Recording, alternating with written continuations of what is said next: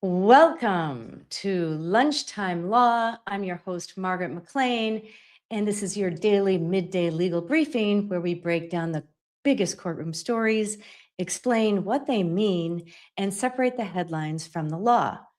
For those of you who may be new to my channel, a warm welcome to you.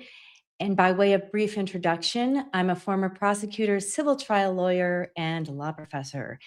Be sure to subscribe because every weekday at noon we'll translate the legal issues that are really shaping the cases that everybody's talking about.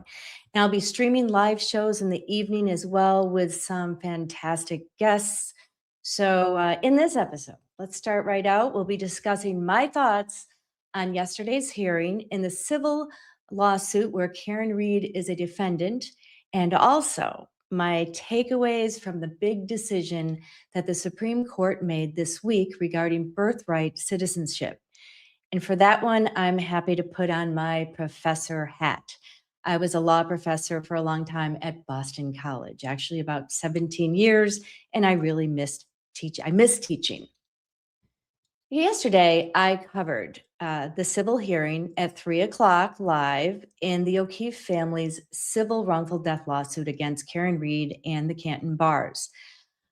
And I had to take some time to think about it last evening as I was sitting on my deck in the heat with a glass of, believe it or not wine, I wish, but lemonade. So I'm just trying to watch my weight a little bit for that bathing suit season that's coming up. So it was hot. I watched the sunset, but I started to think about that hearing again and what I would talk about in the lunchtime session right now. So I understand where the judge was coming from, but I question some of the things that he did. So for those of you who may not be sure or unsure what this particular case is about, and there's 4 of them, so it's hard to keep track, it's the civil wrongful death lawsuit filed by the family of deceased Boston police officer John O'Keefe. The plaintiffs are family members and the estate of John O'Keefe. They've sued Karen Reed along with 2 Canton bars, C.F. McCarthy's and the Waterfall Bar and Grill, for over-serving her. The lawsuit alleges that she struck her boyfriend, John O'Keefe, and left him to die in the snow. It also claims she intentionally inflicted emotional distress on the O'Keefe family by promoting what they characterize as a false narrative about how he died. The family is seeking damages for wrongful death, conscious pain and suffering, and emotional distress. Of course, Reed denies the allegations, and as part of the defense, she maintains that she was wrongfully accused and that others bear responsibility for what happened to John O'Keefe. And don't forget, she was acquitted on second-degree murder and manslaughter charges, and she was convicted only on the OUI charge. She believes the people in the house at 34 Fairview in Canton and the police were involved in a massive conspiracy to frame her. So in this civil case, we're in the discovery stage where the parties exchange information so they can prepare for trial. Depositions are called, and I'll tell you, as a civil trial attorney, usually it's a free-for-all, and especially in a big one like this. So the lawyers will question the parties to the lawsuit, like Karen Reed and the O'Keefes. They'll question the bar managers and witnesses or potential witnesses like Colin Elbert, and of course, Trooper Proctor and other police officers who were involved in the case. So it is usually videotaped and an official transcript is created. And they're sworn in as well. So what's the scuttlebutt here? Well, somebody got excited when they saw juicy medical records about Trooper Proctor that were part of the case, yet they were impounded, meaning they were supposed to keep this material secret and out of the public view. Yet this person couldn't help himself or herself. They spilled the beans, and then they had to make sure it popped right up on social media, and it did in only 30 minutes time. I wonder, quite frankly. And I'm not sure about this at all. I'm just guessing if somebody leaked the medical information because Proctor shared Reed's private medical history with his friends and the whole world knows about it. We know about it from those 2 trials and those disgusting texts that came from Proctor's phone. So in this particular case, we don't know who leaked the information about Proctor and his medical history. Yet I do believe that somebody whispered secrets. Now, of course, Judge Gildea was very upset over the leaked information. And let me put my little slideshow up for a second. And let's see. And this is Judge Gildea right here. And actually, that's the hearing that I'm going to be talking about. Here's my slideshow. So let me put my little slideshow up. Of course, that's Paul O'Keefe. That's the civil case that we're talking about. And this is Judge Gildea here. And of course, Karen Reed and deceased officer, Boston Police Officer John O'Keefe. So this is the judge that is handling this particular case, and it's down in Plymouth Superior Court. So Judge Gildea was upset over the leaked information. He ordered every single lawyer involved in the case to attend, and he temporarily halted all discovery relating to Proctor because of the leak. Is that fair?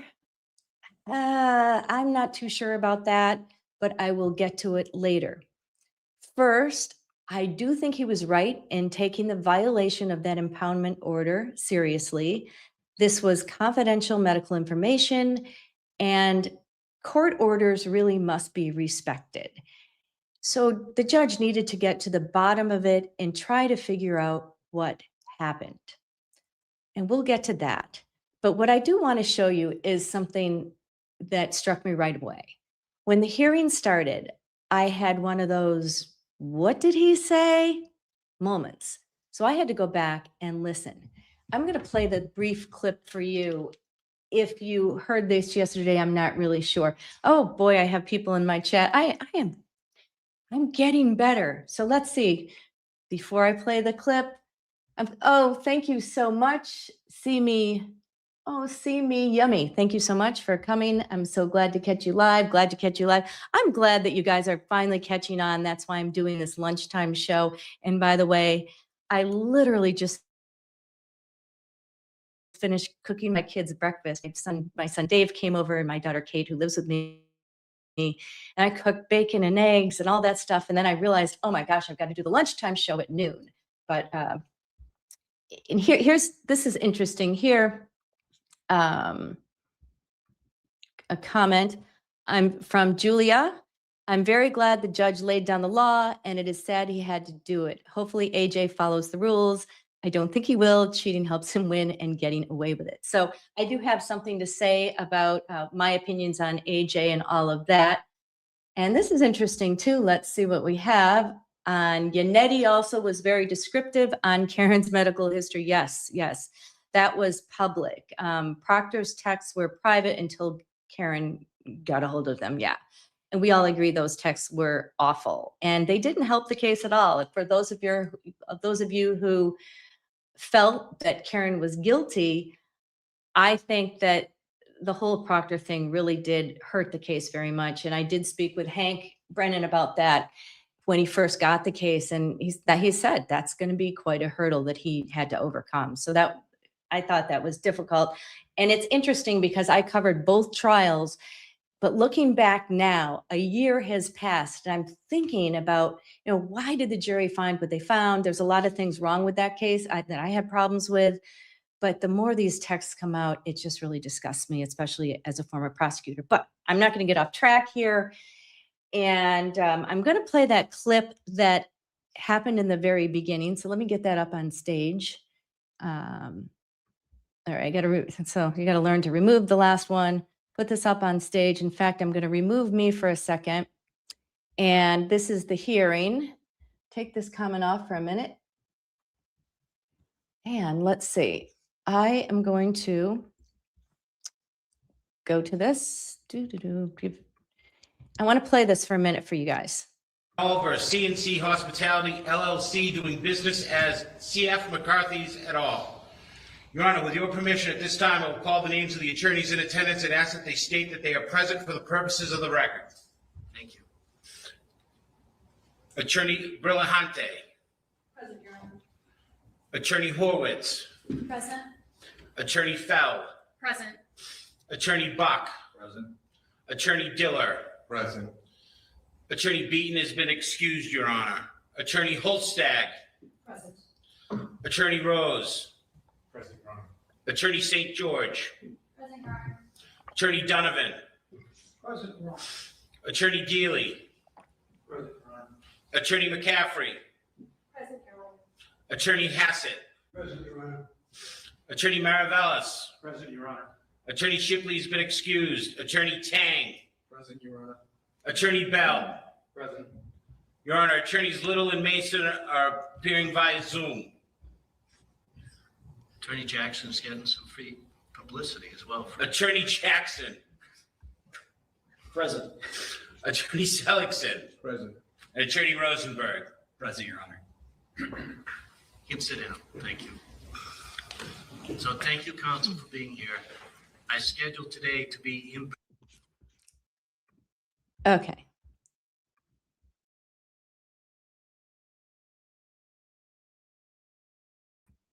All right, here I am again. So I stopped that, and I had a little problem with that, and I'll explain why in a minute, whether you like Attorney Jackson or not. So you heard what he said at the end, right? Oh, Attorney Jackson is getting some free publicity out of this. So again, a lot of you don't like Attorney Jackson. You think he's a showboat and responsible for possibly leaking information in all of the cases and playing it up to the media. But really, that's not the issue here. And let me tell you, last year, around this time, actually a little bit before this, when I was, neck deep in the Karen Read trial, I was asked to give a presentation before the Massachusetts Appeals Court Conference, which, oh my gosh, that was really, really, really stressful. I prepared honestly for months because I was very intimidated speaking in front of all those judges. And, I did a video presentation and everything, but I spoke about the rapidly changing landscape facing the court system, which is now under the microscope of social media, and how the judiciary can better adapt to it. So social media and internet sleuths are monitoring the words and the actions of the judiciary. For example, all of the appeals court hearings are on YouTube. I'm talking in Massachusetts. Do you guys watch them? I don't know, but I had to watch them over and over and over last year. I mean, literally, I was up watching the most boring legal arguments in front of this appeals court, but I did learn stuff. But they asked me to watch them, and these judges asked me to judge them. So I was looking for jokes that were not appropriate, eye rolls from the bench, huffs and puffs, and I was looking to see if the judges appeared as if they were treating the attorneys with bias, because judges must be fair and impartial, okay? Whether you're a trial court, a district court bench judge, a Supreme Court judge of the United States, which we will be talking about, or whether you are in the Superior Court in Plymouth. So what these judges say from the bench can be taken out of context. So these facial expressions, judges must be and must appear to be fair and impartial. For example, when a litigant is making an argument, the judges shouldn't be rolling their eyes, cracking jokes, or appearing extremely bored. And I caught that on the appeals court. So what may appear to be a slight indiscretion can be taken out of context, especially in the age of social media, and it can damage the reputation of a judge. I love this quote, and I gave this quote to the appeals court justices. Famous Justice Benjamin Cardozo who we talked about in law school even back then, you know, when I was in law school at BC. He wrote an essay. It's called The Nature of the Judicial Process. And he said, quote, "In the long run, there is no guarantee of justice except the personality of the judge." Kind of interesting, right? So with that said, I don't think this was proper at the beginning. I don't think that he should have made something about like the publicity and talking about that, because you know, maybe it was an inside joke and the attorneys knew what was going on. But from an observer, like we were watching it on television, we're like, you know, he was making fun of Attorney Jackson, whether you like him or not, okay? And it really wasn't appropriate, because things like that can make it look like you are biased or in favor of one party or another. And that's just not good. And I'm sure he knows that now. So they were probably talking about it. I wish I could have had that clip for my presentation last year before the appeals court judges, but I did not have that. Yeah, it was obvious. So I think this is interesting here. It was obvious that AJ left. Yeah, and so I wasn't able to see that AJ left. I wasn't in court yesterday. Maybe somebody else heard him laugh. Yeah, it's a joke. But judges still have to be careful. So that's just one little thing I had to say. Let's see. Hadn't even seen the advert. Now I see what the joke was. Doesn't seem to be harmful. No, listen. I do agree that it doesn't seem to be harmful. Maybe I'm making a bigger deal out of it, but based on the talk that I gave to the judges last year, I'm extra aware of stuff like that. So judges just have to be careful, right? So moving on, I won't dwell on that any longer. I think that Judge Gildea needed to address some of the points he made, and I do believe that the judge knows who posted the tweet on X. I don't know who did. Clearly someone saw it and showed it to the judge, and that's why he got so angry.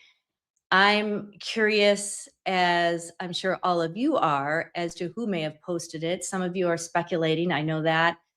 I can't even speculate at this point. So the poster, he or she may have been called out privately by the judge. The poster may have been questioned as to who received he or she received the information from. And it's possible that poster didn't reveal his or her sources. So I really don't know, and I'm sure it was taken down. The judge also sounded like he might be in favor of a gag order, and I wouldn't be surprised if a gag order is ultimately issued on the attorneys.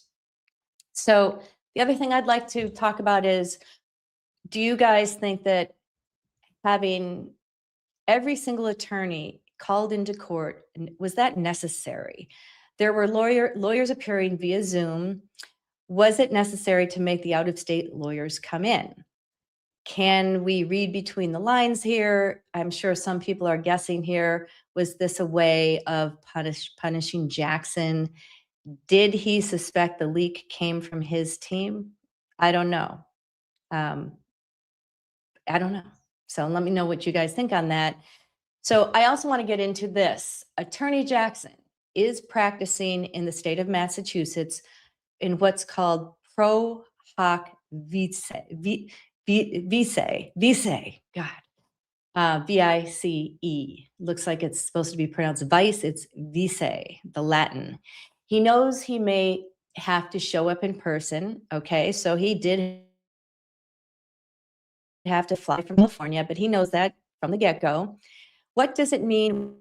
What are the rules as to Attorney Jackson practicing here in Massachusetts? So out-of-state attorneys who want to practice here in Massachusetts must follow specific rules for admission. You must associate with an active, locally licensed Massachusetts lawyer. So I'm sure for these criminal trials, it was Dave Yannetti. Somebody needs to sponsor your motion.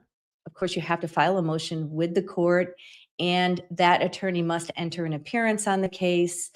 Local counsel must also file a formal motion for you to appear pro hoc vice, and you need to submit a a supporting affidavit certifying that you are in good standing in every single jurisdiction that you practice in. And of course, you got to pay a fee. It's not that much money. I think it's just under $400. There is a pro bono exemption though. So if you are providing legal services to an indigent client, the fee can be waived. And I'm sure that $300 fee to Attorney Jackson is nothing. And it's in the judge's discretion to admit someone. And that's maybe what the judge was hinting at yesterday. If you noticed, he talked about all those cases where I think he listed 4 or 5 cases saying how much discretion he had in his courtroom. So technically, he can take away Jackson's appearance as well. But he didn't go that far because I don't know if he had any proof. Every single lawyer filed a paperwork under oath saying that they knew nothing about this leak or who did it, et cetera, et cetera. So, you know, another thing I think was interesting, and I'm going to play part of that clip because I'm sure most of you watched it yesterday. Why halt the deposition of Proctor right now? They still have to stick with the discovery deadline. So what does that really accomplish? What do you guys think about that? Thank you, Margaret, for explaining this. Oh, well, you're welcome. That's what I did. I was a professor, so I really like being a professor. Yeah, so here's an interesting comment. I think so because the judge knows the history of their previous conduct. So, oh, this is good. Julia, of course, I'm getting old. I need glasses to read these chats. I think we know what happened. Could be speculation, but we know. Yeah, and I'm sure they know, the judge knows, or has a good inkling. However, if the judge really has proof of who leaked this private information, then he should have imposed sanctions. Why not go ahead and impose sanctions? All right. So that's why I wonder, how much did he really know? If he had definite proof that Jackson or somebody on Jackson's team leaked this information, he would impose he would have said that in open court and imposed sanctions in open court. I think maybe, my guess here, I'm not sure, maybe he knew, maybe he was 50% sure, but you can't go imposing sanctions if you're only 50% sure. So he had to, that's why he called everybody in my opinion. So just to play, I hope you guys, before I get into the Supreme Court, which I hope you guys aren't all going to leave because it's not a Karen Reed discussion. I taught constitutional law and I really do like talking about the Supreme Court, but I'm going to play a little bit of this hearing yesterday and just talk about it quickly. So let me add that to the stage here. Oh, make me smaller, add this to the stage. And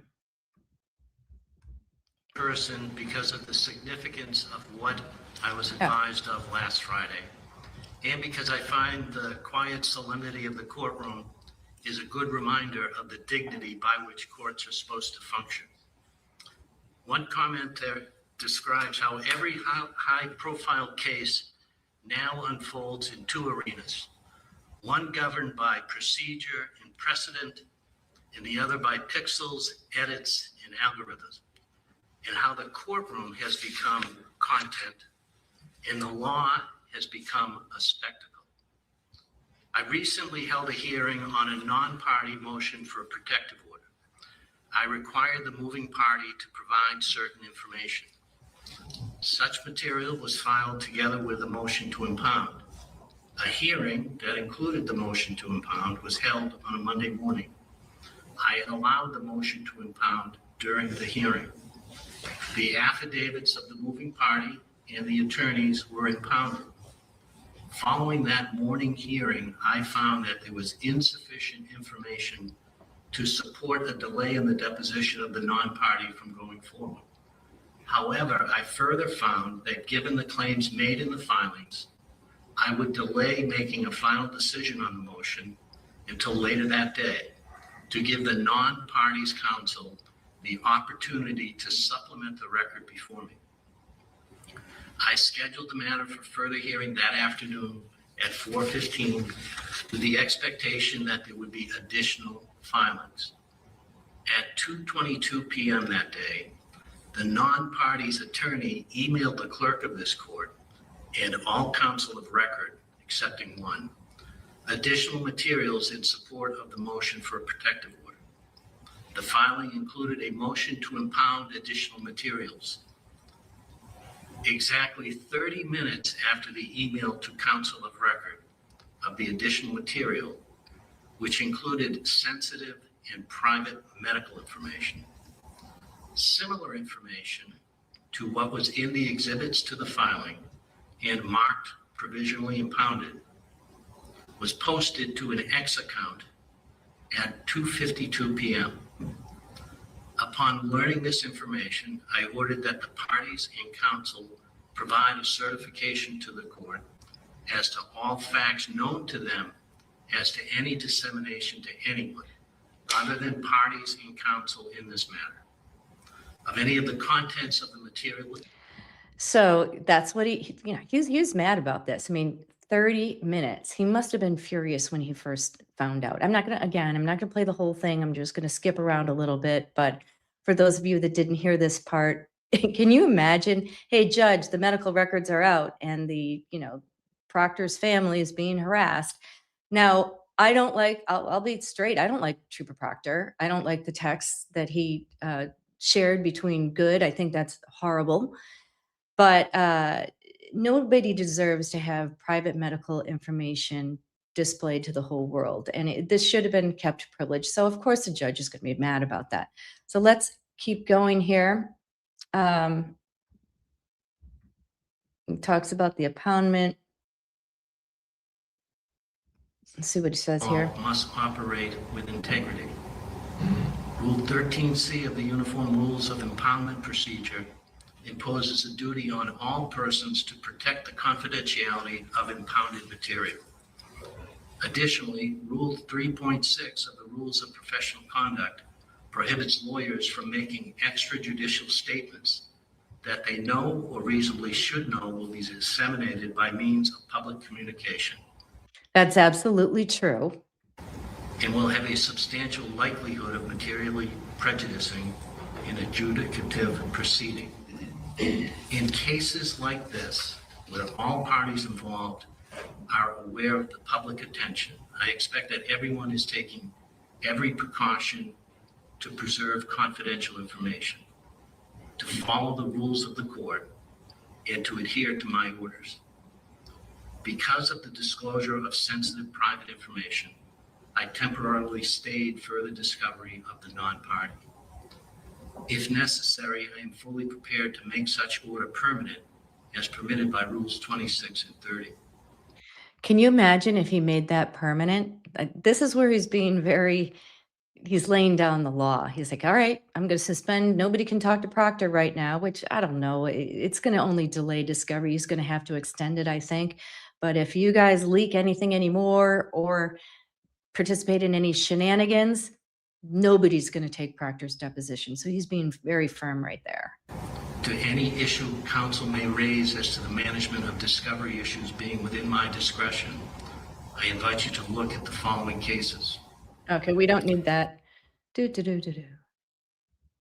think he listed 4 or 5 cases. In Cronin versus, All right, we don't need that. judges should not hesitate to exercise appropriate control over the discovery process. And finally, in the 1987 case of Campagna versus the Board of Directors of the Massachusetts Housing Finance Agency, 399 Mass 490. I'm just skipping ahead. And I think this is where he lays down some of the law. Adequate assurances that their discovery served justice and not any desire to weaponize the rule for pettiness and profit.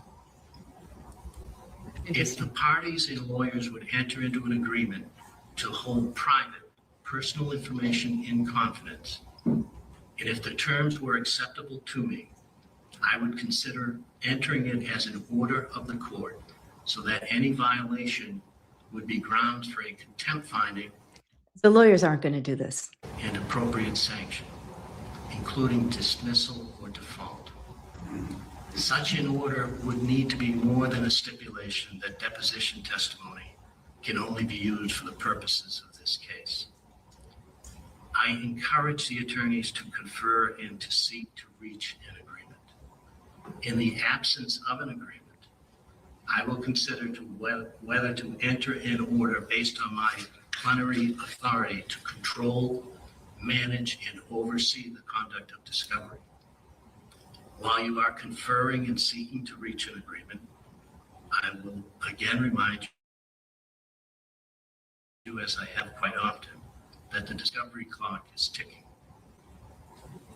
My final request, counsel, with an appearance in this matter, is to familiarize yourself with Rule 3.6 of the Rules. And you know what I think? I think that's directed at Jackson right there. He's basically, just my guess, he's saying to Jackson, read our rules here in Massachusetts. Big shot.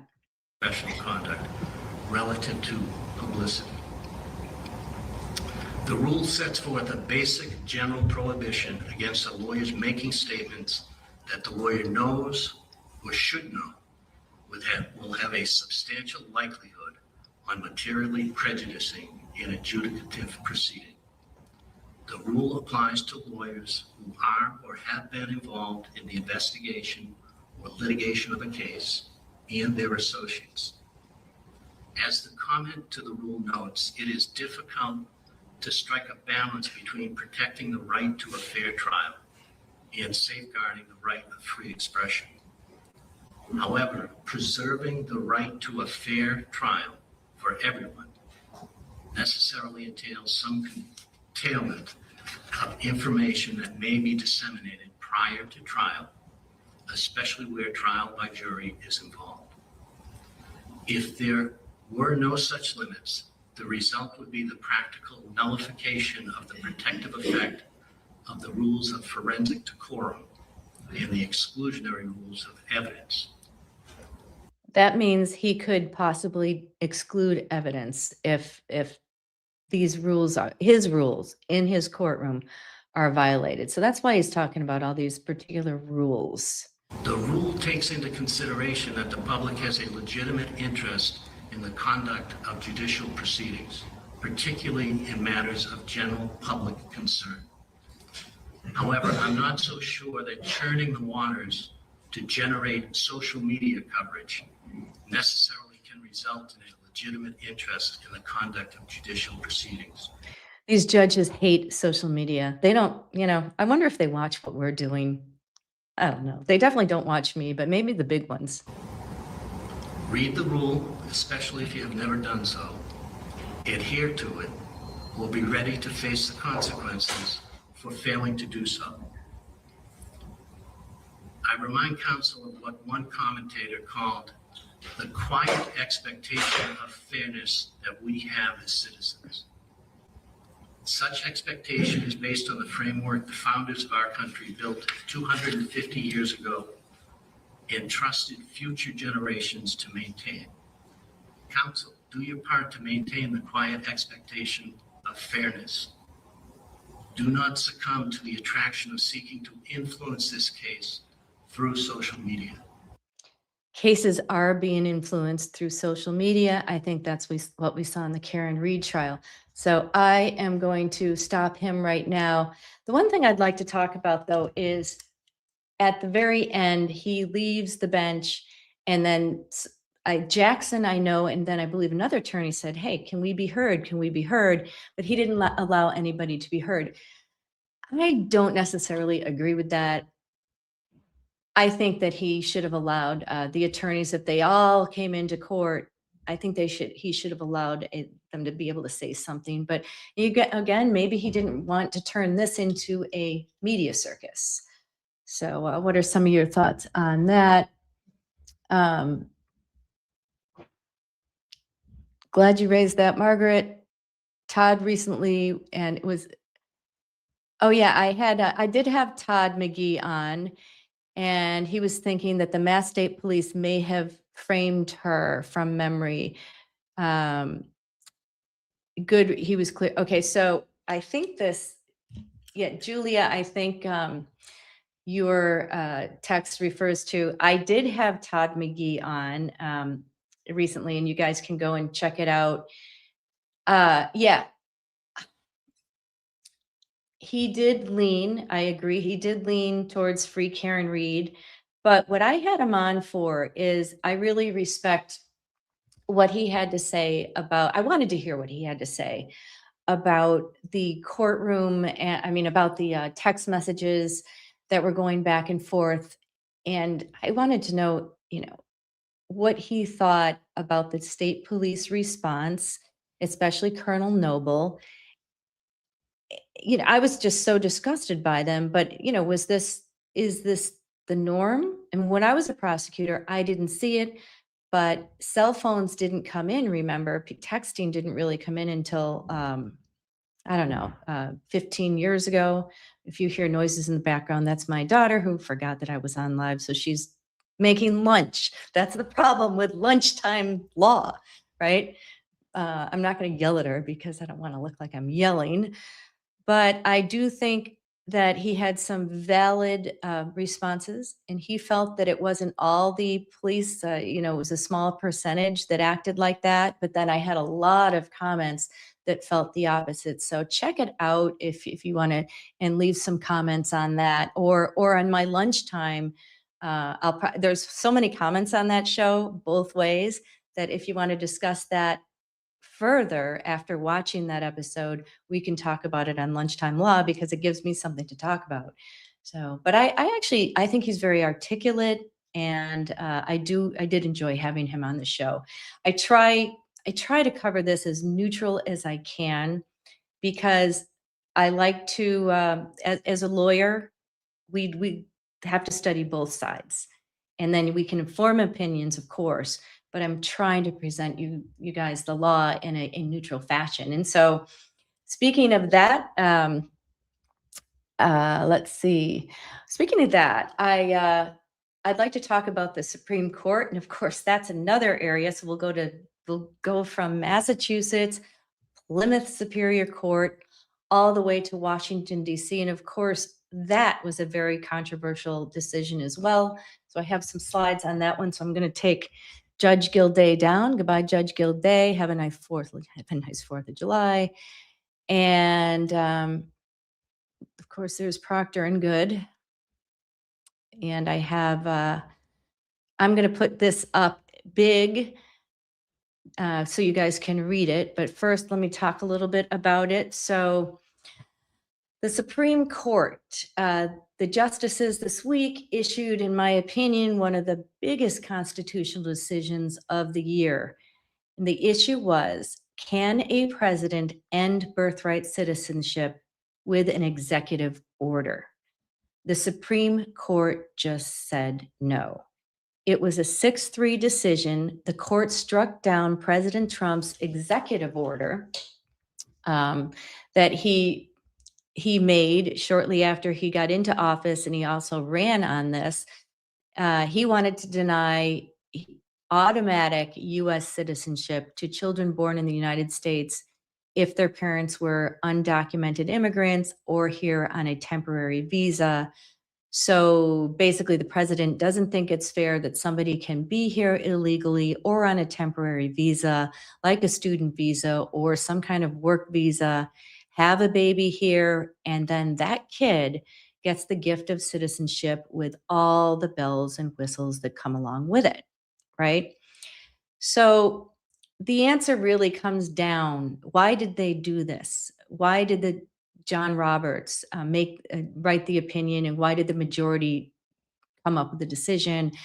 Well, the answer, I think, comes down to the 14th Amendment, and the 14th Amendment reads that, quote, all persons born or naturalized in the United States and subject to the jurisdiction thereof are citizens of the United States.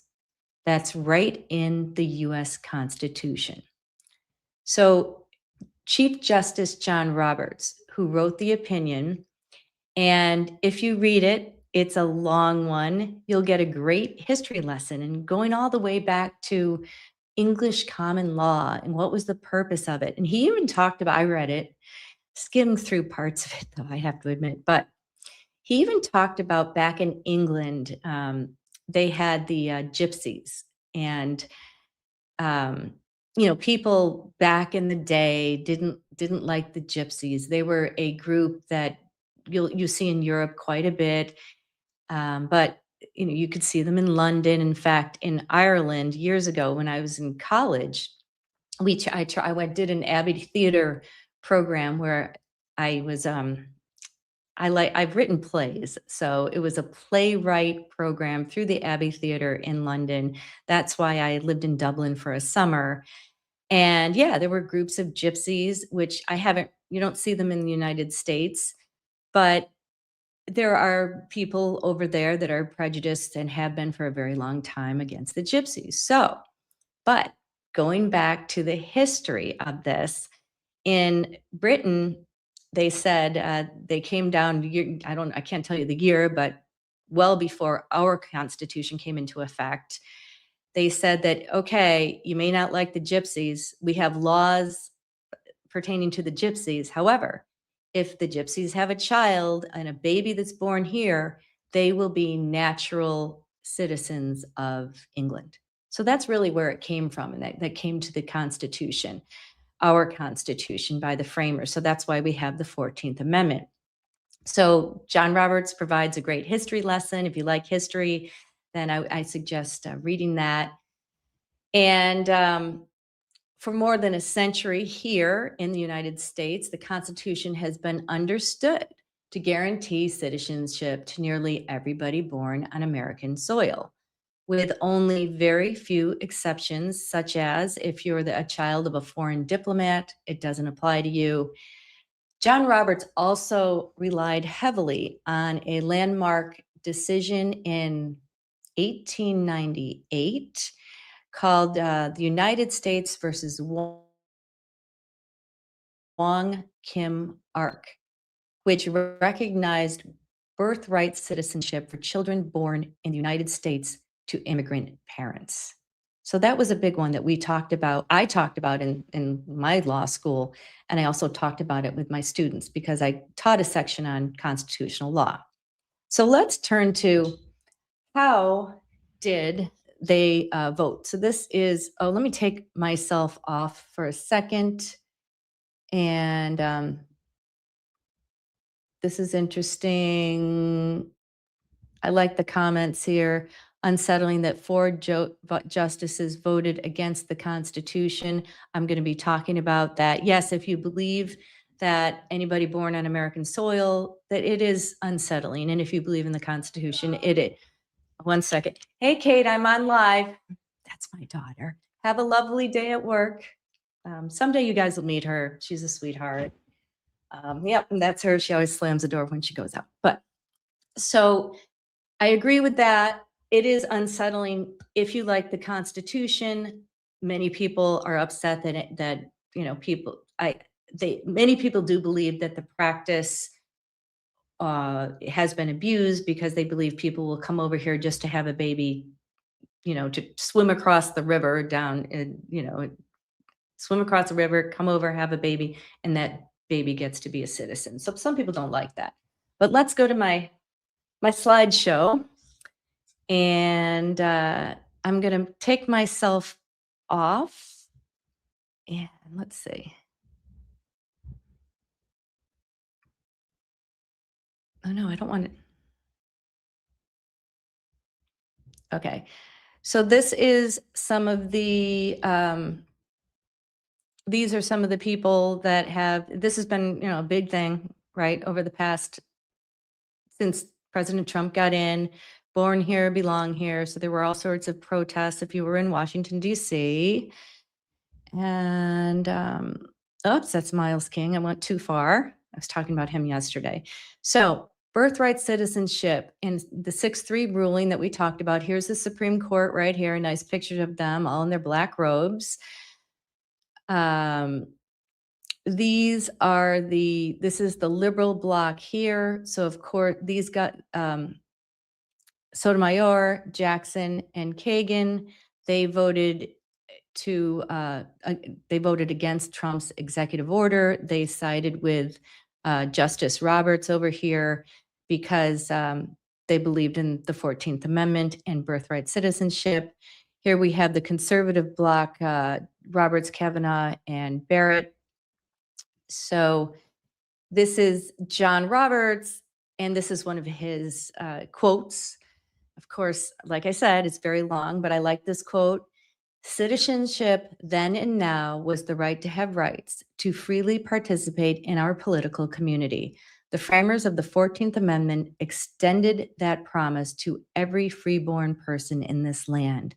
We keep that promise today. I kind of like that quote. And there's the Supreme Court. And there are there's the justices again. So put myself back on here. I like sitting with all the justices. I should have worn a black robe today. Back to the Supreme Court and the decision. So like I said, it was a 6-3 decision. Justices Sotomayor, Kagan, Jackson, and Barrett joined Justice Roberts on the constitutional grounds that he laid out in his long opinion. Justice Kavanaugh, though, agreed with that the executive order could not stand, although he relied on federal law rather than the Constitution for his reasoning. So he wrote a separate opinion, which is also long. They're really into long writing these days, so I've been taught to shorten my writing. Then Justices Thomas, Alito, and Gorsuch dissented.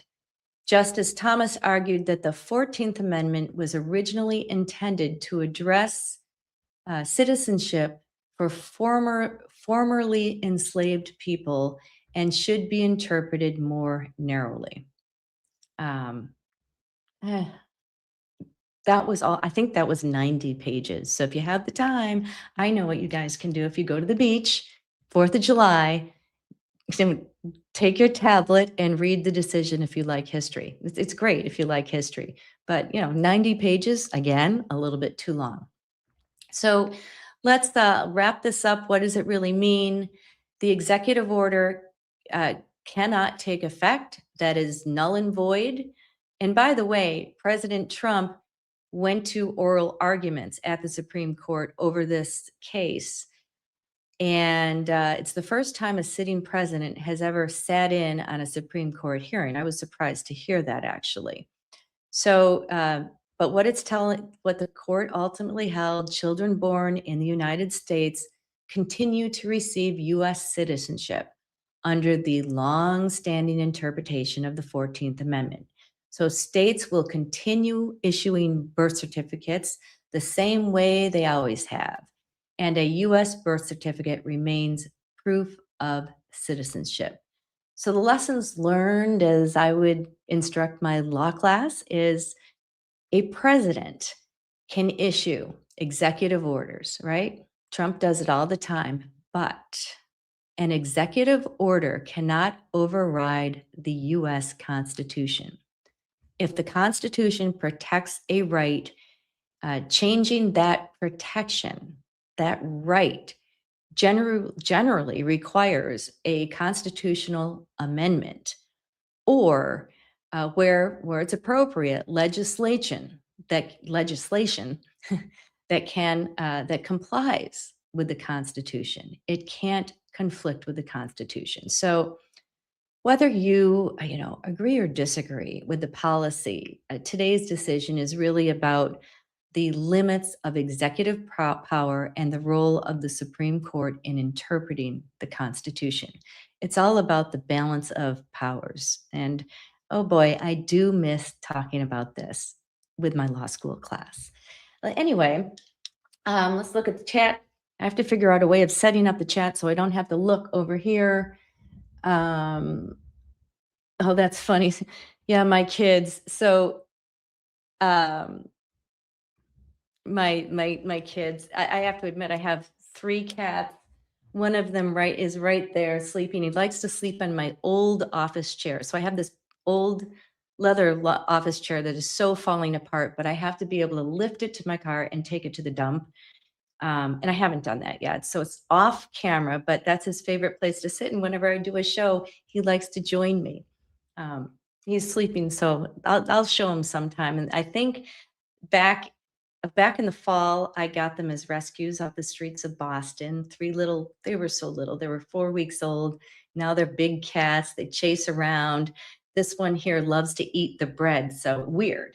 But if I leave a loaf of bread that's literally under, in the packaging, Wonder Bread, it can be, he sniffs it, and he tears it apart, and the bread will be all over. So I'll get it up in the morning and there's bread everywhere. So it's crazy. But anyway, I will be preparing a show tomorrow at noon. I appreciate you guys coming on and commenting. I enjoy doing this, so I'll have to research as to what my topic will be for tomorrow. I haven't yet. I can talk a little bit more about the Supreme Court, but I also want to talk about some Massachusetts issues. One of the issues and again, I don't want to stick to just Massachusetts law because listeners can be from all over the world. But one of the things that got me to thinking last night in the deck, I was thinking about going to the beach this weekend because it's going to be so hot. And I felt really sorry for all those people up in the North Shore due to the sewage spillage in Haverhill. And there was millions, I forget how many now, of gallons spilled. From what happened is it stormed really badly, and then all the raw sewage spilled into the Merrimack River and impacted a whole bunch of beaches on the North Shore. And what I wanted to talk about was civil liability as far as the town of Haverhill goes. I feel for all the shell fishermen and fisher people who, shell fishing is huge this time of year. We all like our steamers and our clams. That's been cut off. People who run charter boat fishing, a lot of it has been cut off, especially the inshore fishery. Some of the restaurants in the area may have lost business. So can they sue the city, and how will they do it? So I'm going to talk about that tomorrow, along with the Supreme Court and something else that's really good and kind of juicy. And I haven't figured that out yet. But in the meantime, thank you everybody so much for joining me and chatting. Oh, I'm near Chicago and it may be 105, but at least we have no raw spillage. So here's the thing. What I'd like to do for tomorrow is I'm going to do a little bit of research and see if you are in Chicago and that did happen in Chicago and you're a shell fisherman, or you've lost some of your business revenue as a result, you'd probably have to sue the city of Chicago. Are there restrictions? There are restrictions here in Massachusetts. So I'll do a little research on that, but I'll talk a little bit about that, not to gross everybody out, but I thought, gee, I feel so sorry for some of these people. And thank God, thank God I'm down on the South Shore. I'm nowhere near that, but think of all the poor people up there who live up there. But I'll talk about that, and then just something really good. So I'll come up with it. And again, thank you so much for listening. Hopefully you can join me tomorrow. If not, have a lovely 4th of July weekend and beat the heat. Go swimming, do something. And again, thank you for watching the Margaret McLean Show, and I'll see you tomorrow.